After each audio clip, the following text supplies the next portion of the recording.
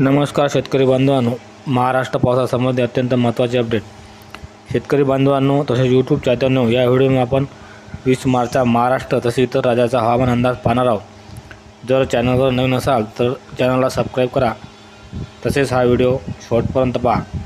मित्रांनो, गेल्या 2-3 दिवसापासून महाराष्ट्रात पूर्व विदर्भात तसेच पश्चिम विदर्भात वादळी पाऊस आणि काही भागात गारपीट होताना दिसत आहे.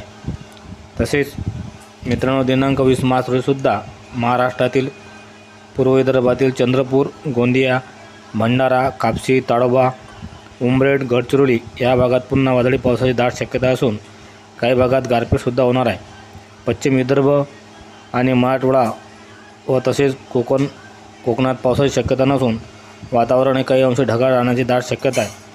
मित्रांनो, दिनांक 20 मार्च रोजीच पूर्व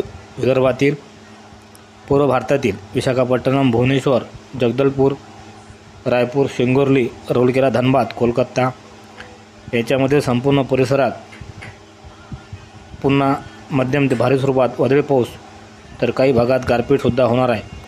मित्रांनो, कोणकोणत्या भागात पाऊस झाला किंवा गारपीट झाली असेल तर कमेंटमध्ये नक्की सांगा. तसेच हा व्हिडिओ आपणास आवडल्यास व्हिडिओला लाईक करा, तसेच व्हिडिओ जास्तीत जास्त शेअर करा. आणि या जर व्हिडिओ शेअर केला असल्यास आपले नाव आणि गाव कमेंटमध्ये नक्की लिहा. तसेच ॲग्रिकल्चर अँड हवामान या चॅनलला सबस्क्राईब करा, म्हणजे नवीन व्हिडिओ आपणापर्यंत पोहोचतील. व्हिडिओ शेवटपर्यंत पाहिल्याबद्दल सर्व शेतकरी बांधवांचे धन्यवाद.